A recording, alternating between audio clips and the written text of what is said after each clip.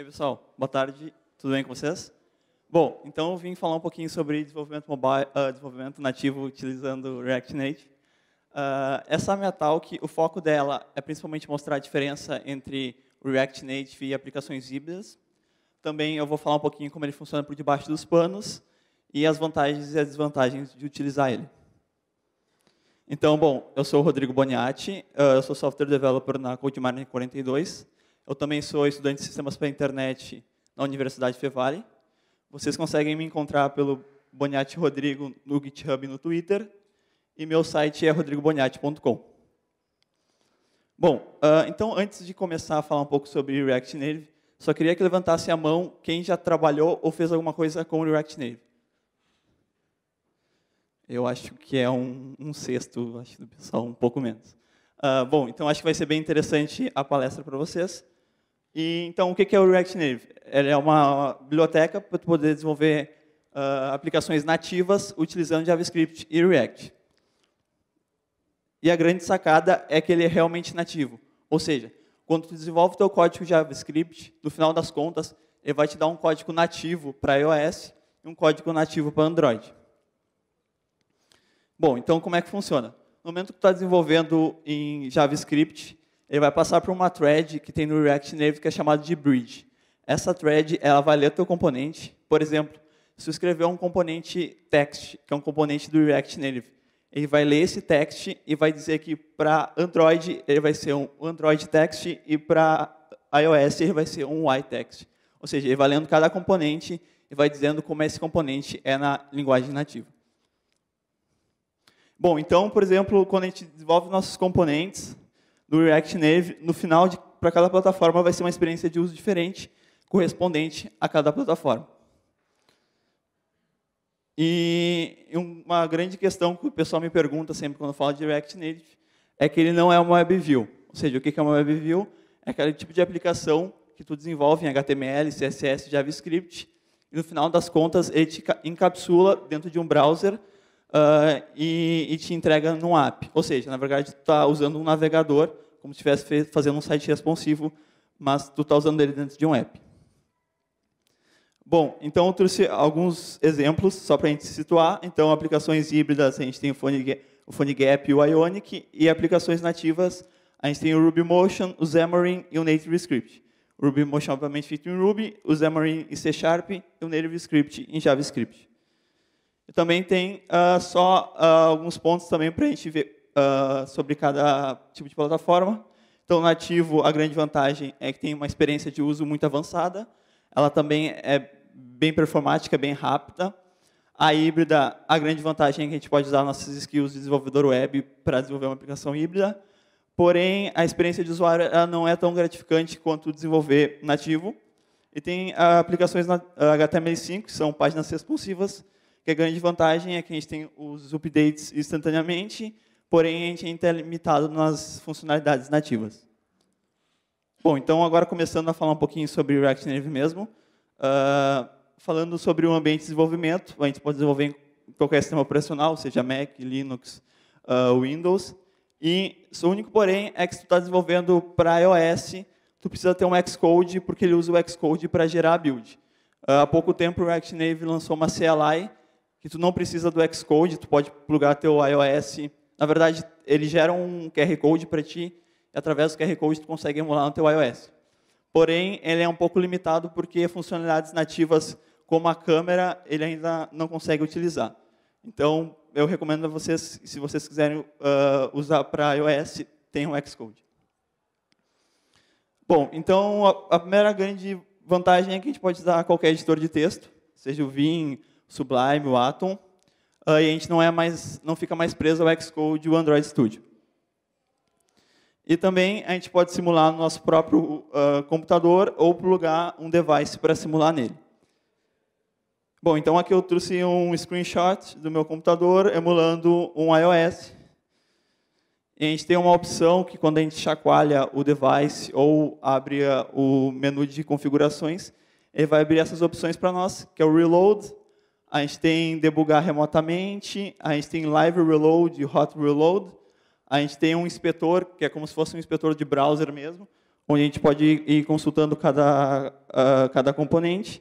E a gente também tem um monitor, que a gente consegue monitorar a memória e os FPS. Bom, então, falando um pouquinho de debugar no browser. Então, a gente pode colocar breakpoints no nosso código e analisando ele passo a passo e vendo as alterações sendo feitas no nosso device. Bom, outro ponto interessante é que tem umas mensagens de erros bem legais. Por exemplo, essa mensagem aqui diz que eu não importei uma biblioteca corretamente. Então, nas primeiras linhas, a gente já consegue perceber o erro, e tem casos que aparecem as mensagens de erro e tu pode clicar na mensagem e abre direto no teu editor de texto default. Bom, então vamos começar a fazer um get started. Então, como eu falei antes, o React Native tem sua própria CLI. Então, com alguns comandos, a gente já consegue iniciar o projeto. Depois de entrar nele, a gente pode rodar um React Native Run iOS ou Run Android, e ele já vai poder estar no nosso device para a gente ir emulando. E a estrutura de pastas que ele vai nos fornecer é semelhante a essa, onde a gente tem uma pasta para testes, a gente tem uma pasta para Android e para iOS, para onde ficam as builds. A gente tem 2 index, um Android e um iOS. E a gente tem o nosso Node Modules e o nosso pack.json. Então, falando um pouquinho de componentes, como o React Native, ele é muito parecido com o React. Então, ele também tem aquele fundamento de a gente desenvolver componentes, que a gente pode reutilizar eles, reutilizar em outros componentes e poder testar também. Então, aqui eu trouxe alguns exemplos de componentes que o React Native tem, só para a gente fazer uma comparação entre tags HTML e os componentes do React. Então, por exemplo, quando tu quiser fazer uma div, tu vai usar a view. Quando tu quiser fazer um p, um span, tu vai usar um text. Quando tu quer fazer um img, tu vai usar um image. E quando tu quer fazer uma lista, um L, tu vai usar um list view. E como eu falei antes, quando ele passar pelo bridge, que é uma thread que vai fazer essa transformação do componente JavaScript para o componente da linguagem nativa, ele vai pegar, por exemplo, a view, vai transformar no Android view para Android e uma UI view para iOS. Então, eu trouxe um exemplo de código aqui de React Native. Bom, minha talk não é sobre o React, então o meu foco aqui é falar realmente sobre o React Native. Então, eu peço para vocês focarem principalmente na linha do return, onde a gente tem uma view dentro de um text e a gente fecha uma view. Ou seja, a principal grande diferença é que a gente não vai usar HTML e a gente vai usar os componentes do React Native. E ele possui diversos outros tipos de componentes, sejam button, list view, map view, navigator, e uma série de outros componentes que, quando forem renderizados no teu device, eles serão componentes nativos. Bom, então, como eu uso um componente? Então, a partir de agora, eu vou fazer um exemplo de carousel para vocês, e depois, mais lá para frente, eu vou dizer por que eu fiz esse exemplo de carousel. Então, a primeira coisa que a gente precisa importar esse componente do React Native. Então, import simples. Depois disso, eu estou criando uma classe carousel, que é o meu componente. E dentro desse scroll view, ali depois do return, eu estou colocando vários texts dentro. E depois, ali embaixo, eu estou fechando o scroll view. Então, o nosso primeiro exemplo de scroll view que a gente teria seria algo realmente bem simples. Como a gente tem vários texts, a gente consegue scrollar. Após isso, em cada text, eu posso fazer uma estilização. Aqui eu coloquei inline, só para a gente poder ver melhor, mas a forma mais normal de utilizar é tu utilizando uma classe stylesheet e podendo criando vários atributos, depois tu pode colocar dentro do text. Então, aqui eu passei uma estilização, que a estilização é muito semelhante ao CSS. A gente não usa CSS no React Native, mas a gente usa uma sintaxe muito semelhante, que a gente passa pela propriedade style como um objeto literal, dizendo o atributo e o valor, seja, por exemplo, background color, padding e font size. Então, para cada text daquele scroll view, eu coloquei uma cor e botei um padding para ele.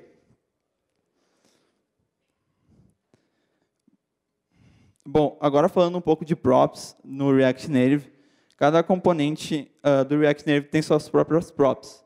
Por exemplo, o scroll view, a gente pode passar uma props dizendo que vai ser o scroll ser vertical, o scroll passar a ser horizontal. Então, o scroll vai ser feito nesse sentido.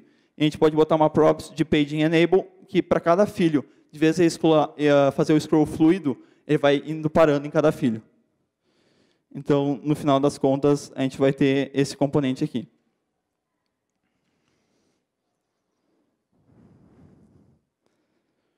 Bom, então falando um pouquinho de usando métodos no React Native.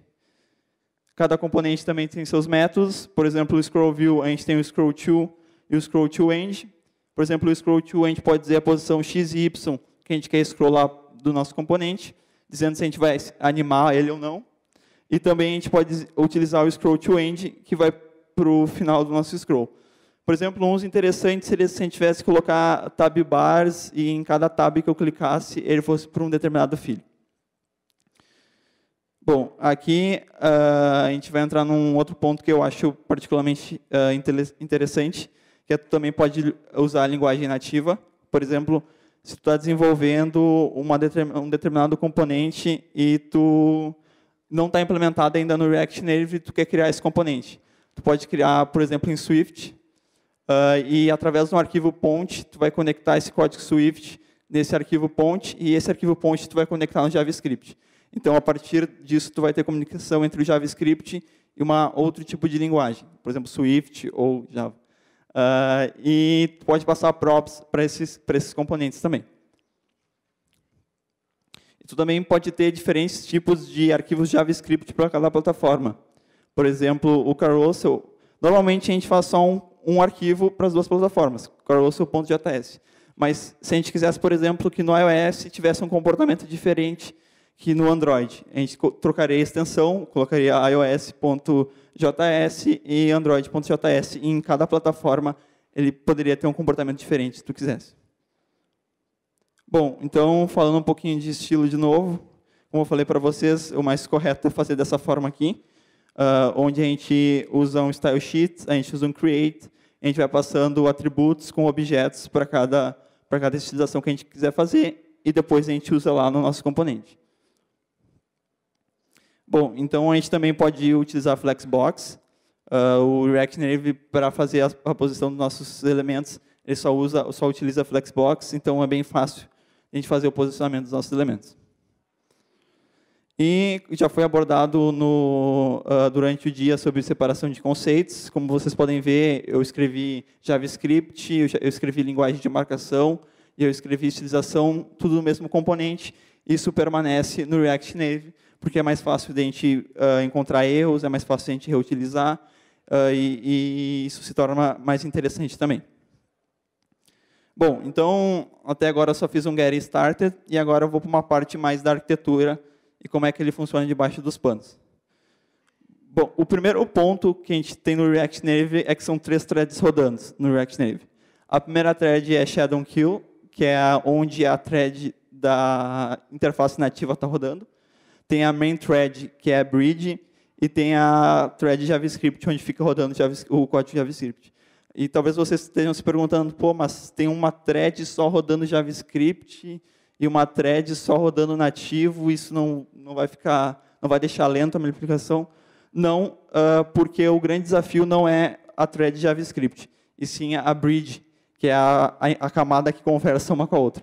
O JavaScript seria realmente tua regra de negócio, que tu está escrevendo, como se estivesse desenvolvendo na própria linguagem nativa, e o grande desafio é tu fazer essa comunicação com a thread nativa.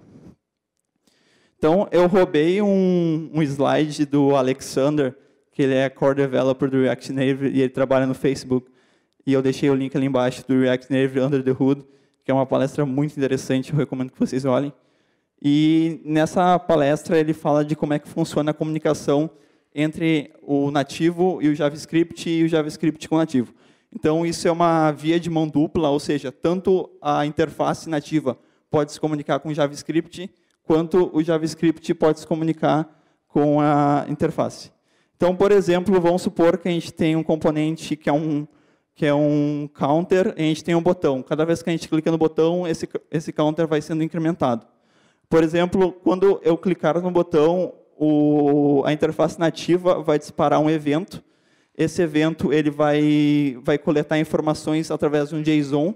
Esse JSON vai ser passado pela ponte.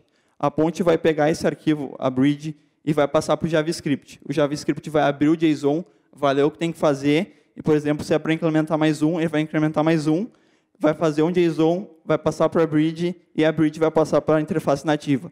A interface nativa vai ver o que tem que alterar na interface e vai ser alterado. Então, a cada vez que a gente toca num componente no React Native e a lógica está no JavaScript, a gente vai ter que fazer esse caminho aqui até alterar a interface nativa.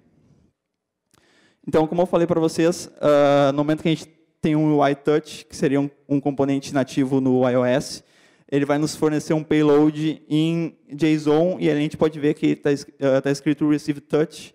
Ele vai dizer posição Y e X, onde está esse botão na nossa interface. Então, aqui mais um gráfico, só mais uma tela para a gente entender. Ali o JSON na linguagem, que é montado na linguagem nativa. O segundo é quando a bridge recebe ele.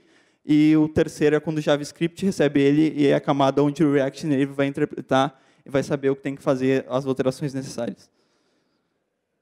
Antes eu falei para vocês que dá para debugar no browser. No momento que está debugando no browser, tu vai abrir uma nova thread para esse debugger. E esse debugger ele vai ler a bridge, ele vai ler cada comunicação que tem entre o JavaScript e a linguagem nativa. E como eu disse para vocês, essa comunicação é feita através de JSONs. E se a gente for em Network e WebSocket, a gente vai ver uma sequência de JSONs sendo trafegados nessa comunicação.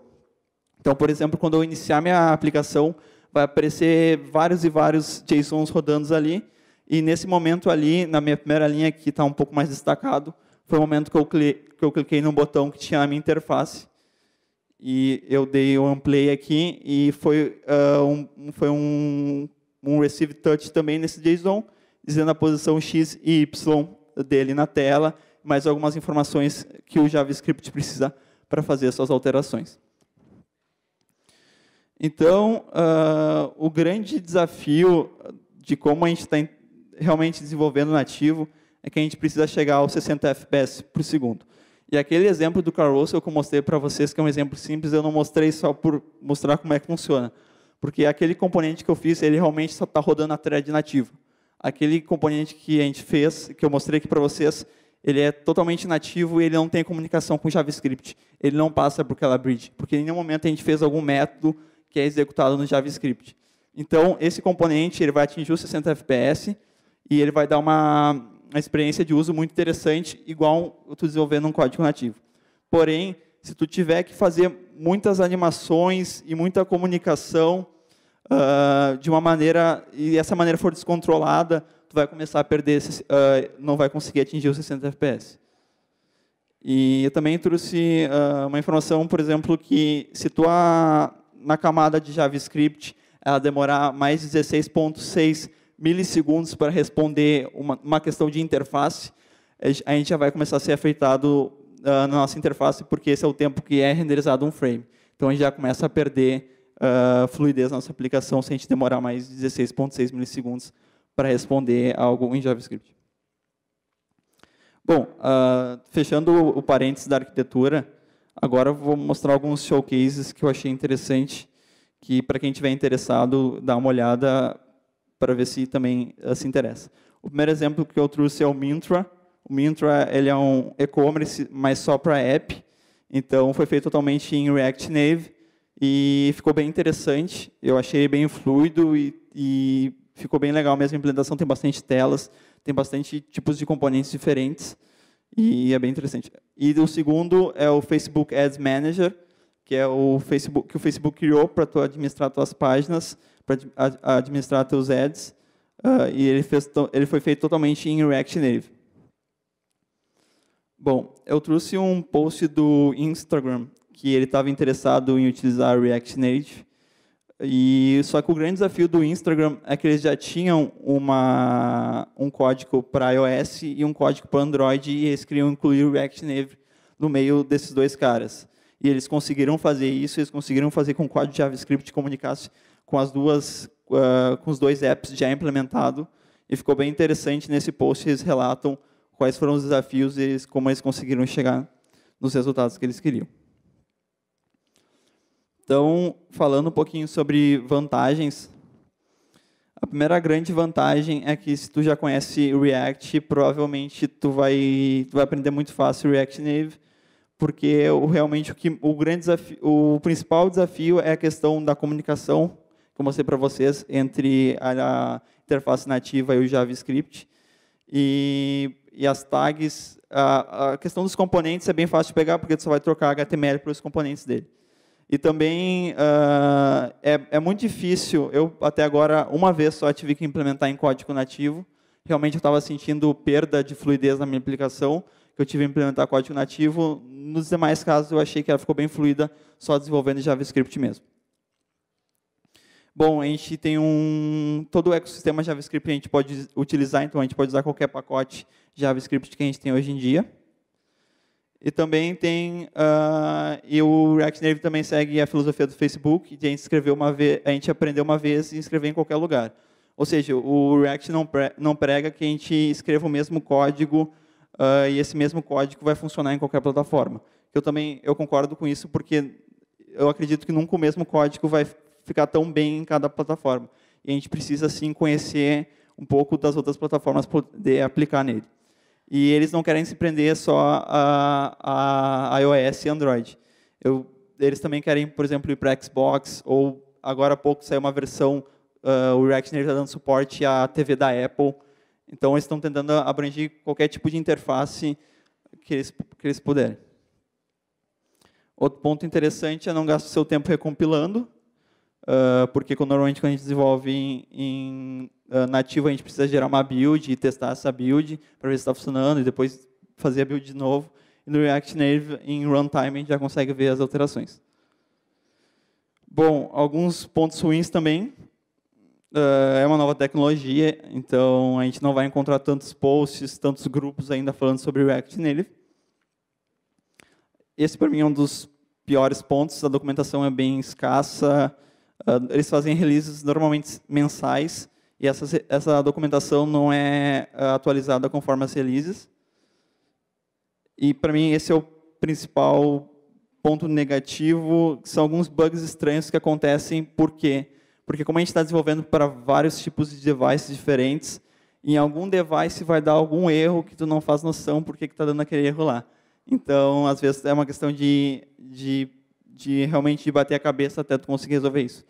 Mas eu vi também só uma vez acontecer isso. Então, não é sempre acontece. Eu vejo algumas vezes no fórum acontecendo, mas comigo não aconteceu. Aconteceu com um amigo meu, mas também tem que ter esse cuidado. Bom, então, para concluir, eu recomendo que vocês utilizem o React Native, porque realmente ele vai poupar muito tempo de desenvolvimento de vocês, de escrever 2 códigos com a mesma loja de negócio para iOS e Android. E tu vai ter um resultado muito, muito parecido mesmo, com uma fluidez realmente de um app nativo. Bom, então, eu vou pular esse slide aqui. Então, é isso aí, galera. Muito obrigado.